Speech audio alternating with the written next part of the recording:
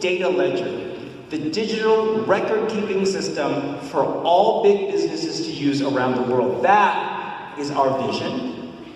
It's simple yet big, and it is birthed by this man. For many years, there has been the question of who created Bitcoin and published it to the world through its blockchain, Satoshi Nakamoto. Well, after many years of dancing around the question, Craig Wright, with whom I work as the chief scientist of nChain, is emerging to establish that he is Satoshi Nakamoto. And in the coming days here at Expo Bitcoin International, you'll hear from him yourself.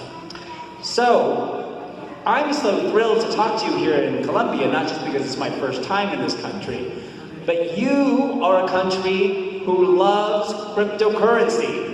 In fact, if you look at this chart, in terms of the countries around the world with the most people who use or own some form of cryptocurrency, Turkey is number 1, Brazil and Colombia tied for number 2. Olé. All right, and so I am excited to talk to an enthusiastic country about cryptocurrency. But as I said, you shouldn't love all cryptocurrencies. There's too many. When we achieve our goal to fulfill Satoshi vision, you will end up with BitcoinSV as the one global digital currency. So I'm going to give you now a history lesson for those of you who haven't followed the difficult journey of Bitcoin all of these years. Because you may be asking, wow, Jimmy, it's been 10 years. Why isn't Bitcoin used more? Why can't I pay using Bitcoin at more places around my country or around the world? And I'm going to tell you why. First, it begins with understanding how Bitcoin works. It operates on what's called a blockchain. And what Bitcoin solved is creating a money system where no bank in the middle, no government in the middle, was responsible for not just issuing the money, but keeping track of all the transactions, so that you then have to trust your bank to keep a record of your transactions that is accurate and correct. And therefore, it's up to the bank to tell you what is the record of transactions. Bitcoin created a system where not just one person or one company keeps a record of all the Bitcoin sent in the world or used, but it's kept by many computing servers all over the world. It sounds kind of strange, but it works. And it works because they all are checking data on a blockchain, and they call it a blockchain because it's a series of blocks. Approximately every 10 minutes, transactions that happen on the Bitcoin network are collected together, and then they are added in a block of data to the prior one, and that happens approximately every 10 minutes on average. And it goes on and on and on, and that creates a blockchain, which is an ongoing record, an ongoing ledger of transactions and data. The blocks store data, which is usually I sent you, let's say, half of a Bitcoin, a monetary transaction. But what's important for you to understand for today's discussion and the rest of Bitcoin Expo International is that the blockchain transactions can also record and store other data. So, information about you. Information for a business to do a smart contract with another business. A picture file, a movie file, any form of data such as that you could send by email or host on a website, you can also send and store through the blocks in a Bitcoin transaction. And that opens up the door for Bitcoin to combine the function of money, something you can pay with also data and information. And it makes it really powerful in ways people haven't fully come to understand. And once you add a transaction into a block, and that block is added to the blockchain, it's not changeable. You can't go back and change it. Therefore, let's say a bank or a hacker can't go back and try and steal money out of an account, because it's very difficult, if not impossible, to change that transaction. The Bitcoin blockchain is public. Anyone can operate on it. You could go download the software at home and run it on your computer, and you can check transactions on the blockchain. That means it's public. Anyone can audit and check the transactions. It makes it hard to cheat. Governments can't try to disguise things. Big companies, such as Enron in the United States, which had a huge accounting scandal, it makes it hard to hide and falsify information because it's all transparent, auditable, and verifiable. So how does this relate to money and why Bitcoin did not achieve its full vision? So Bitcoin emerged with the blockchain in 2009.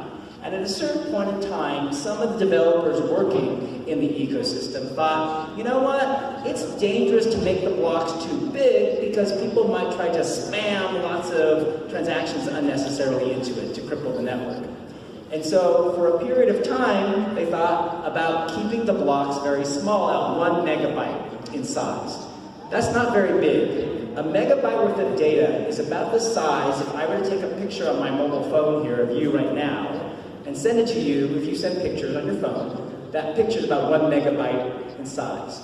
So if the blocks on the blockchain, which happen every 10 minutes, are only 1 megabyte on the old Bitcoin core network, that means you can only fit into the block so many transactions. And that network can only average about 3 transactions a second, or at maximum about 7 transactions a second.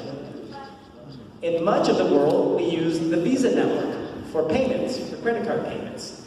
The global Visa network averages 2,000 transactions a second, and for example, during Christmas shopping season, 56,000 transactions a second. So you can see that if we kept the Bitcoin blocks very small, you could never have a global payment network that actually is anywhere as close to the capacity of Visa or MasterCard or any of the credit card payment systems. It's too slow. You can't get enough transactions. And it means that the network gets congested. Here's a chart of the last couple of... What this chart shows is what are called unconfirmed transactions, meaning if I'm sending payments anywhere in the Bitcoin network around the world, only so many fit in a megabyte block every 10 minutes. If they don't fit, they have to wait somewhere. It's like going to the hospital and waiting in the waiting room, right? Because there's not enough doctors and not enough doctors' offices to see you. So they have to wait somewhere. And when there's too many, the wait gets longer. So you can see 2 big spikes on April 4th and May 17th of 2019, just this year, where the old Bitcoin network had about 50,000 transactions still just waiting. So can you imagine going to a grocery store and wanting to buy groceries with Bitcoin and having to sit there because the transaction is just waiting for hours and hours and hours? That does not work as an electronic cash system. You want to go in, fast, pay, and leave. It also means the cost to send Bitcoin goes up. Anytime you send a Bitcoin transaction to someone, you have to pay a little fee. It should be small, right? Because you don't want to pay a lot to use your Bitcoin, just like you don't want to pay to use your cash. However, when the unconfirmed transactions, that waiting pool gets too big, you have to pay higher and higher fees to basically lure the miners who manage the network in terms of validating transactions to take your transaction. It's like saying, oh, I'll pay you more if you take mine. You know, if you've ever sent mail by courier, overnight mail, or priority, you pay more to get it there in 1 day versus 3 days, right? That's kind of the same philosophy with paying for fees. And as you can see here, in January of 2018, there's a huge spike in terms of what it costs to send Bitcoin across the network, to the point where it was costing almost $40 US to do 1 transaction on the network. That just doesn't work, right? You're not going to use it in daily life if it costs that much. And earlier this year, you can see there another little spike where it was getting to about $4 US, which isn't as bad, but that's still a lot of money just to make 1 transaction. In fact, on May 29th of this year, just a few weeks ago, I looked at the data to see how much it costs to send a BTC, Bitcoin Core transaction for the next block, meaning you want to get there in 10 minutes, or if you want it a little slower, in 30 minutes, or in 60 minutes. And these are the fees in US dollars, and then I've converted them to Colombian pesos. So think about it. If you want to do a Bitcoin transaction, it could cost you from 12 to 14,000 Colombian pesos $3.79 to $4.35, just to make one payment. That doesn't work. People won't use it in everyday life unless they're making a very big payment. And that's why we've been having fights in the Bitcoin world for a long time about how to solve this problem. The old Bitcoin Core network doesn't want to put more transactions on the blockchain, as you can see here, right? That's the blockchain. Instead, they want to create a payment channel on top of the blockchain, something called the Lightning Network, where if I wanted to pay, let's say, a store, I have to open a separate channel digitally and send my Bitcoin through that channel. And then periodically, they collect all the payments made through those channels and then record them to the blockchain. There's a lot of reasons we won't get into today. We think that's not what Bitcoin was meant to be.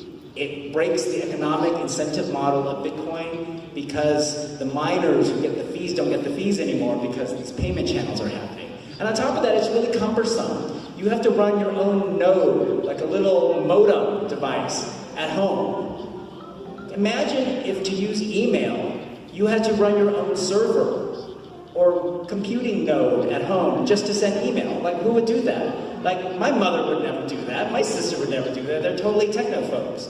And it also means that if you want to pay more than one store, every merchant or person you want to pay, you have to open a different channel with.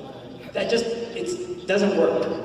And then the developers, because people who do coding, they like to think they're really, really smart. And they always are trying to fix things. And I know there's some developers in the room who I actually like, so it doesn't apply to them. But they think they're really smart, and they wanted to get in and try to fix the Bitcoin code. They thought they could make it better or change it. They thought they were smarter than Satoshi Nakamoto, who created the whole thing. So this is a chart of all the different changes different developer groups have made. I'm not even going to explain them all to you. Because you know what? It looks complicated. And it is. And it shouldn't be. Bitcoin has to be easy to use, and the developer groups who got into the code, like, they did all this. And it became a big mess, right? It's like trying to fix something that doesn't need to be fixed. And it led the Bitcoin chain to veer off. Where the old Bitcoin chain went up that way, we call it SegWit now, complicated technical term. Another chain went this way, and we believe BitcoinSV is the only chain that continues Bitcoin's original journey today, because we have a very simple philosophy, design, and protocol. It had everything it needed when it was born in 2009, and we trust in it, and we think it is fully possible of great things. And you should stop changing it. It's like the internet protocol. Companies, and we all operate on the internet, and over the 20-some years of the internet protocol since it came into the world, it hasn't changed that much. And it makes it easier to build applications and products and things on it because you don't change it. So, that is why Satoshi Nakamoto, far back, 10 years ago, in April of 2009, wrote in an email, there is only one global chain. And that's why we believe in a world where there is one Bitcoin, BitcoinSV as the global digital currency and the one global public blockchain. You've probably, if you've been studying cryptocurrency, everyone's telling your friends, oh, you should invest in this coin, you should invest in this coin. There's too many, it's kind of all like gambling. For money, electronic cash and Bitcoin to have true value, it needs to be used. It shouldn't be something people buy and invest in as a gamble. The blockchain should be used on a daily basis by businesses and people. That's what gives it its value. And my belief is that there's far too many blockchains. As one of the people who works in our world says all the time, instead of a world with 1,000 coins and 1,000 blockchains, we should have a world with one with 1,000 different uses of that blockchain. And that's what we do on the public internet. We have one public internet. Imagine if every company, Amazon, Facebook, Alibaba, China, all ran a different internet. That would be crazy. It doesn't work. So our vision is a single global public blockchain that can be really valuable. So that's why we fought to restore the original vision of Bitcoin. Not BTC, Bitcoin Core, not BCH, Bitcoin Cash. BitcoinSV stands for the original Satoshi vision. It's built on 4 key pillars, 4 foundational thoughts. We want a protocol for Bitcoin that is stable. That crazy chart I showed you of all the changes developers made, no more. We want a blockchain that is scalable massively. We don't want tiny, tiny little 1 megabyte blocks. I go around the world saying, I like big blocks, and I cannot lie. Yes, good song. And that's important because it means the blockchain can support big enterprise and big business usage. We also want a blockchain that is secure and enables anyone to do an instant transaction very safely. I'm going to go through a couple of those because I know Steve Shatters, who is the technical director of BitcoinSV, will be speaking with you later as the week goes on about some of the other key elements. Why is it so important to have a stable protocol? First, we want to restore the original minutes. How fast and big of a network could you have? It'd be much bigger than what we have today. And so here's a chart where our team has done some calculations about how many transactions you could have and speed you could have if the network got bigger, depending on how big the transaction is. You can see here, if we got to 2 gigabyte, 2,000 megabyte blocks, you're talking about 8 million or so, from 5 to 8 million transactions in a block. And you're able to do transactions, speed of maybe 9,000 to 14,000 transactions a second. At that point, you're like Visa, right? And that's the kind of speed we believe in. And if we build that network, of course it's going to be more valuable and usable than the original Bitcoin core, which deviated away from the Satoshi vision. And that's why we are here to fight for it. It also means for merchants, if you run a store, online or physical, it'll be cheaper for you to accept Bitcoin. If you accept credit cards, the credit card companies typically charge a fee of about 2 to 3% for every transaction. And usually they make you pay at least 30 cents as a minimum. That's why you can never buy a very small item with a credit card. You can't, because they have to pay a certain fee. However, with Bitcoin, you can accept it free to a wallet, but there are services that help merchants accept it, and they usually charge about a 1% fee. So, merchants can save maybe 1, possibly 1.5%, which doesn't sound very much, but over the course of a year, that adds to their profit margin. In a world where the blocks are 1 terabyte or more in size, that sounds like a dinosaur, because it is. For blocks, people think we're kind of crazy, but we're not. The science is there to support that you could do 1 million megabyte blocks every 10 minutes. And if you do that, each block will contain 4 billion, with a B, 4 billion Bitcoin individual transactions. And you can get to a network that hits 7 million transactions a second, meaning that network could power all of the global payments for every human in the world that is doing payments, and do more on top of that, powering data transactions that can improve our lives, that can make business more efficient, and can transform everything we know about the world and the way it works. And if you think I sound excited about it, it's because I am. It's what wakes us up every day in our team to work as hard as we do around the world to achieve that Satoshi vision. And it is a technology potential that can really be unlocked by the developing countries of the world who are looking for new technological advancements to improve startup opportunities and business opportunities, as well as government in their own countries. So for merchants, it means you're going to pay lower transaction fees than if you accepted credit cards. If you are doing international business, you won't have to convert foreign currencies as much and pay the fees if you're accepting payments from different countries. You can accept them in Bitcoin and leave them in Bitcoin. It means that if you have instant payment confirmations, you don't have the risk of credit card returns and what are called chargebacks, which cost merchants money. For consumers, what does it mean? It means you can pay far lower fees when you're doing remittance transfers. A lot of people in various countries will send money to people in another country, family members, friends, and you can pay a very high fee. For example, to send money from Canada to the Philippines, if you are a young person who's left to go work and send money back to your family in the Philippines, you might pay 6 or 8%, sometimes 10% of the amount. to send it back. With Bitcoin, you could send a transaction for less than 1 US penny. And that will totally transform remittance. People may charge fees on top of that, but it'll be far less expensive. You could do it instantly. Instead of wire transfers or remittance where it could take days to clear to get the money out on the receiving end, this can be done virtually instantaneously. For countries where there are unbanked people, where people do not have bank accounts, the Philippines is a great example. Approximately have a bank account or access to a bank. It means they do not have access to financial services a lot of people take for granted. Just the ability to save money, to send money, to get a loan, to get a microloan to start a business. But with Bitcoin, all they need is a mobile phone, because then you can have a Bitcoin wallet. And there's companies building banking applications on Bitcoin with mobile wallets, and therefore you don't need a bank. You can operate and get financial services with Bitcoin. It makes it easier to participate in the e-commerce world, just being able to buy and sell things with e-commerce. Another big difference with what we believe from Bitcoin is that it should be regulation and government friendly. If you follow the early Bitcoin days, a lot of people get scared of Bitcoin because they say, oh, it hasn't been used for crime. It was used on that website called Silk Road where people bought illegal things. It's used for money laundering.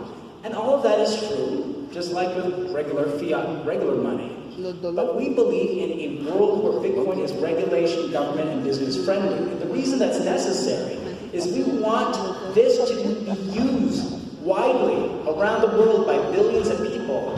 It needs to have the confidence of consumers, businesses, and governments that nothing illegal or bad is going on. So that is necessary for global adoption. I want to wrap up my presentation today by giving you an example of what else you could build on BitcoinSV. We've talked a lot about how it's used for payments and how that's cheap and fast and all the advantages of that. But remember at the beginning I told you about the blockchain, this ongoing ledger keeping digital transactions. Well, because it's there available in public, businesses can build so much on BitcoinSV. So for example, just for us consumers, Sendly is a mobile wallet company in South Africa that my business I work with, nChain, invested in. It is really good. It makes it easier to send Bitcoin because as long as you have your friend's mobile number in your phone, the app will detect that. And then you could send Bitcoin just by sending to a name in your phone in the app, which is a lot easier.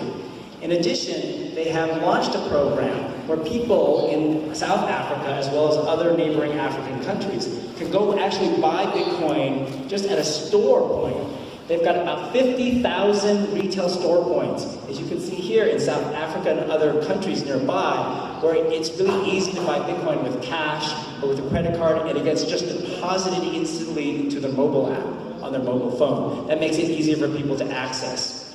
Handcash are other good friends of ours that we've also invested in them. They're another mobile wallet company based out of Spain, in Madrid, and they use near-field communication technology, kind of like Apple Pay, where with the app on your phone, you can get close to another phone or a store point and you can pay using Bitcoin.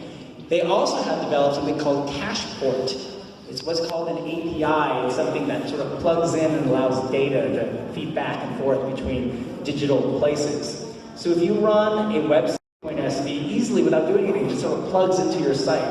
And because BitcoinSV is so easy and cheap to transact with, it costs less than a penny, US penny, to transact, it opens up new business models for what we call micropayments, where you earn or spend tiny amounts of money. So for example, they have a friendly SDK so they can plug into any site.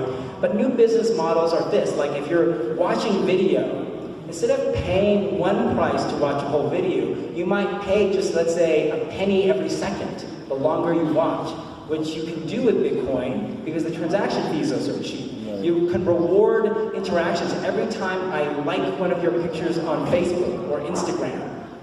I get, or you get, a tiny amount of Bitcoin. And advertisers can pay for this, right? Hey, share my picture of my Nike shoes, and every time someone likes it, Nike pays half a penny. But you can do with Bitcoin because there's virtually no transaction fee. So if you start thinking about what you can do because of the world of micropayments that are possible in Bitcoin, Bitcoin, your mind will just explode. Gravity from Bitstocks is a company and product out of London. It is an open banking system that's being created on BitcoinSV to try and provide a full array of banking services to people who use that. I think that's exciting to watch. We've invested with Calvin Ayers' organization an exchange in Canada called Drive Markets. And that's designed more for big businesses to use, but they're going to build a payment network on BitcoinSV to make it faster for businesses to send sort of big payments around the world to each other. You can create tokens. You've probably heard about tokens a lot in cryptocurrency. And there's a company based out of a team in Australia called Tokenize that is enabling this on BitcoinSV. What's a token? All a token means is a representation of something else. So you can represent something else on the blockchain. So, for example, I own a car. Okay? Your car has an identification number. You could create a token to identify your car on the BitcoinSV blockchain by its ID number. And then you could trade and sell the car. It could be the title to it could be recorded and tracked on the blockchain by the token. Or let's say you took a loan to pay for the car. Whoever the companies that lent you that could be tracking your payments against the loan associated with the token. It's just a way to digitally represent something. And you can create all kinds of tokens with BitcoinSV. With Tokenize, you can create tokens for shares in a company. If I own shares like in Facebook or a public company, in Avianca, the airline company, right? Instead of just getting paper shares, it can be represented digitally on the blockchain. And I could trade my shares on the blockchain that way. You could have tokens for event tickets, an airplane ticket, a bus ticket, a concert ticket. Just anything could be represented digitally and traded and sold. You're going to hear from Ryan Charles, one of my favorite people in the Bitcoin world, about his company, Yours, which creates a new way for creators to earn Bitcoin for their content. It's a social network. You can blog, and you can post pictures, and you can charge people small amounts of money in Bitcoin to access them. You'll hear him also talk about MoneyButton, which is a great tool to make it easy for any site or other digital application to accept Bitcoin for payments. Streamanity is a video service that uses the micropayments. It's kind of like YouTube, but built on BitcoinSV, so you can upload video to it, and you can charge people for the video, one price, like $1 or by the second. And they pay in small amounts of BitcoinSV, and the creator, if you're the one making the video, you will earn a portion of that. So it changes the way people earn things. You can use the BitcoinSV blockchain because the blocks are getting bigger to actually upload and store entire movies now. Someone uploaded an entire science fiction movie, the first one ever, onto what we call the metanet. And now you can charge to actually unlock that and do that. It can change the way companies distribute video. This is all very early. It's kind of like the early internet, but it shows you what is possible on BitcoinSV. You could use BitcoinSV to power online games. There's a company in the US called Promover that has a game called Crypto Fights, where you make an avatar and you fight each other. And they are using the BitcoinSV blockchain to record the world of esports, which is super big these days. It's a little complicated to talk about, but it's a great example. Some team created a great application called WeatherSV, where with a little amount of BitcoinSV, you pay to power weather channels for cities across the world. In fact, I looked this morning, and there's a few already here in Bogotá. People are paying to record weather. Now, why would you want to do that? It's so that you could have a permanent, immutable, unchangeable, auditable, like I said about the blockchain, record on an ongoing, daily, hourly basis of weather that could be more trustworthy than government services and more localized, because people are opening weather channels around the world. It could be accessed, let's say, by farmers, by people looking to prevent emergencies. There's all kinds of things you could do with this kind of data. You could do things like supply chain management. Companies want to track the shipment of products and goods across the supply chain. There's a company in Norway called Unisa, which is doing that and using the blockchain as what they call a universal source of truth. Tracking, did my part get from the port onto the truck and get to the manufacturing warehouse in time? And it makes it more efficient. And all of these things tell you that BitcoinSV is going to become not just the world's new money, but what I call the world's new data carrier network. giving businesses and people the ability to transmit all kinds of data, along with small amounts of BitcoinSV. And if that happens, we achieve this world which our chief scientist will talk about, Craig, called the metanet. And it's this really big concept where the Bitcoin blockchain swallows up, subsumes, and can power the whole internet with small amounts of BitcoinSV flying all around the world, along with data. And if that happens, BitcoinSV becomes really, really valuable, far more valuable than its current price today. Not just in money, but in actual usage. And in just the 6 or 7 months since BitcoinSV has emerged to reclaim original Bitcoin, here is an array of all of the kinds of things we're already seeing being built. You can see it's wide, from payment services to photo services, video, digital advertising, and service marketplaces. It's wide, and we're just getting started.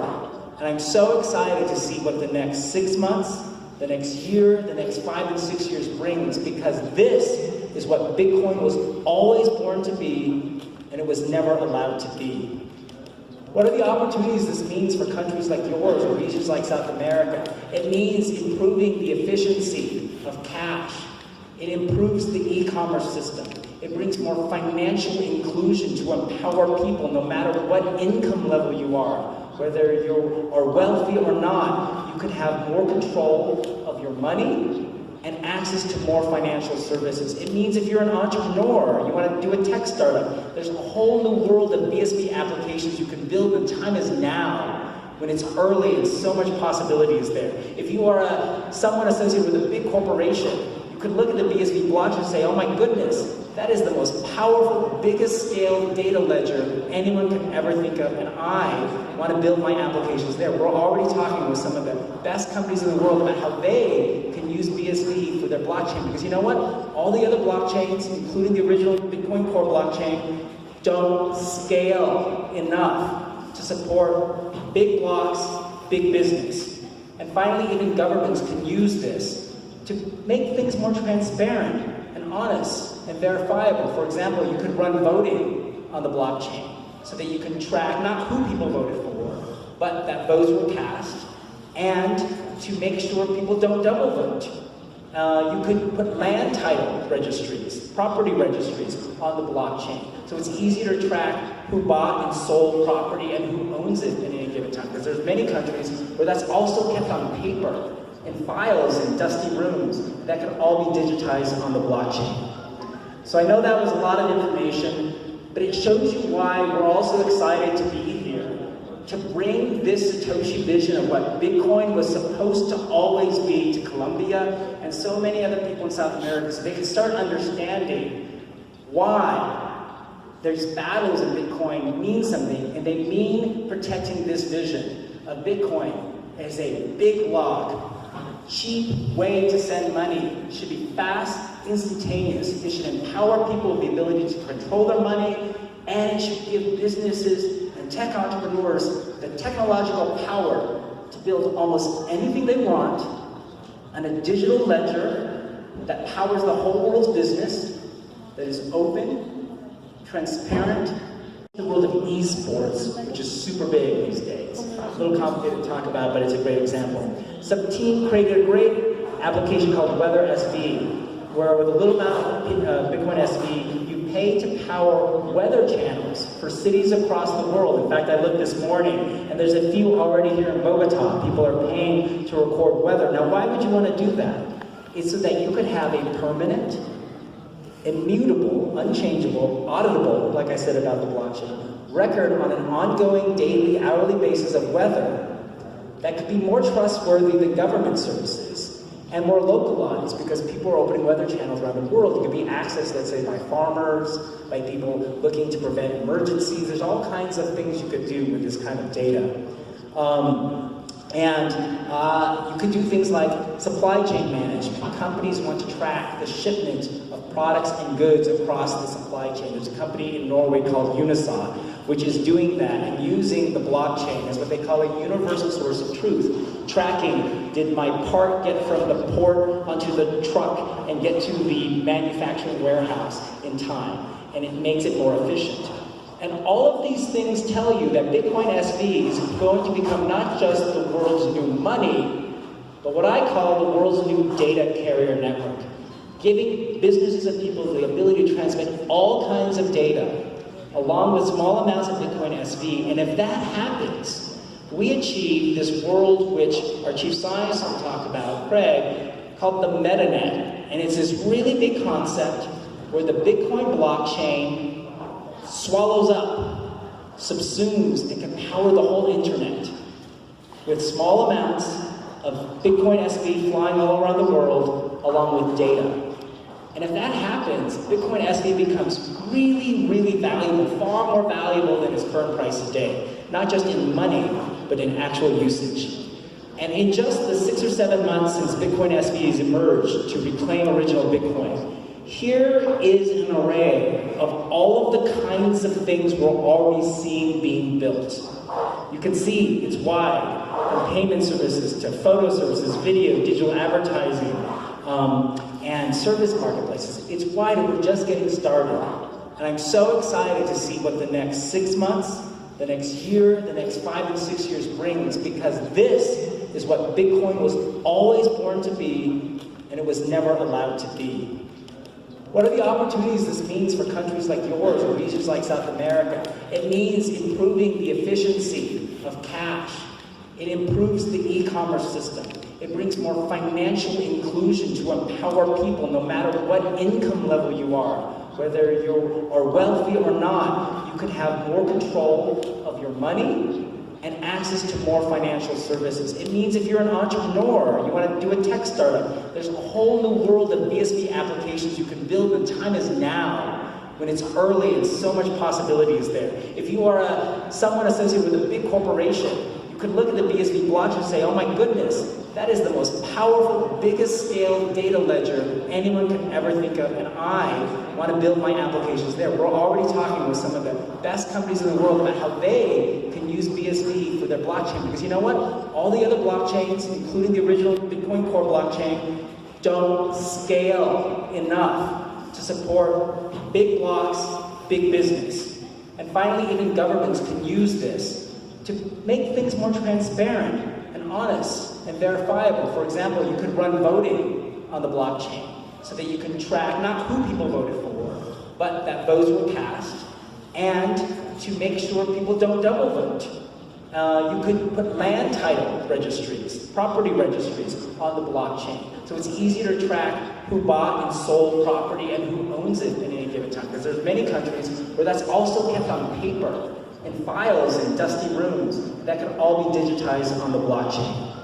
So I know that was a lot of information, but it shows you why we're also excited to be here, to bring this Satoshi vision of what Bitcoin was supposed to always be to Colombia and so many other people in South America, so they can start understanding why these battles in Bitcoin mean something, and they mean protecting this vision of Bitcoin as a big block, cheap way to send money. It should be fast, instantaneous. It should empower people with the ability to control their money, and it should give businesses and tech entrepreneurs the technological power to build almost anything they want on a digital ledger that powers the whole world's business, that is open, transparent,